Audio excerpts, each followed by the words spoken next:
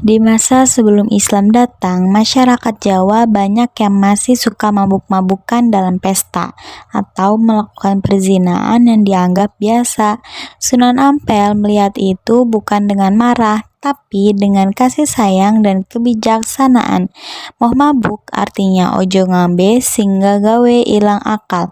Jangan minum yang bikin hilang akal. Dan moh madon artinya ojo dolanan wanita sing dudu bojomu. Jangan berzina atau bermain dengan perempuan yang bukan istrimu. Dua kata itu sederhana loh, tapi dalam banget maknanya. Yuk kita bahas satu persatu. Yang pertama ada moh mabuk atau jangan mabuk. Mabuk bukan cuma hal minum-minuman keras, tapi juga bisa mabuk dunia, mabuk harta, mabuk kekuasaan. Semua yang bikin kita lupa sama Allah. Allah berfirman dalam Quran surah Al-Maidah ayat 90-91.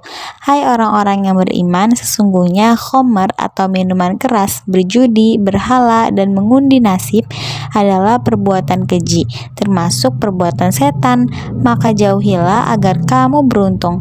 Ayat ini tegas banget loh, karena mabuk bisa membuat manusia kehilangan akal sehat dan akhlak. Rasulullah SAW juga bersabda dalam hadis riwayat Muslim, setiap yang memabukkan adalah khomer dan setiap khomer itu haram. Sunan Ampel mengajarkan hal ini bukan cuma supaya umat Islam taat hukum, tapi supaya umatnya itu hidup dengan kesadaran dan ketenangan jiwa. Selanjutnya kita ke moh madon ya, yaitu jangan berzina. Di masa itu, perzinaan sering dianggap hal biasa, tapi Sunan Ampel menegaskan Islam datang untuk memuliakan perempuan dan menjaga kehormatan manusia. Dalam Al-Quran, Allah berfirman dalam Quran surah Al-Isra ayat 32, dan janganlah kamu mendekati zina, sesungguhnya zina itu adalah perbuatan keji dan jalan yang buruk. Rasulullah SAW juga bersabda dalam hadis riwayat Bukhari dan Muslim, tidaklah berzina seorang pezina ketika ia berzina dalam keadaan ia beriman. Artinya, perbuatan itu bisa membuat iman seseorang hilang seketika. Sunan Ampel tidak hanya melarang, tapi juga memberikan solusi. Beliau mendorong masyarakat menikah secara sah, menjaga pandangan, dan memperkuat keluarga sebagai benteng moralnya. Beliau tahu peradaban Islam gak akan kuat kalau akhlaknya lemah. Jadi, kenapa dinamakan moh mabuk dan moh madon? Karena kata moh itu dalam bahasa Jawa berarti tidak mau. Jadi bukan cuma larangan, tapi juga ajakan untuk punya kesadaran. Artinya bukan cuma dilarang karena takut dosa, tapi karena sadar bahwa itu merusak diri dan iman.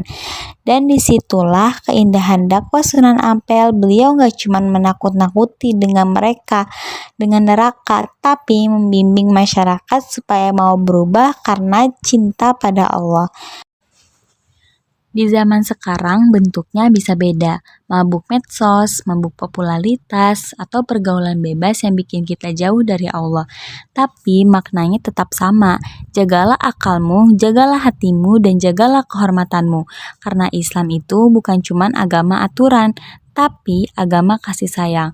Mari kita amalkan pesan Sunan Ampel, jauhi mabuk dan maksiat, supaya hati kita tetap jernih dan hidup penuh keberkahan.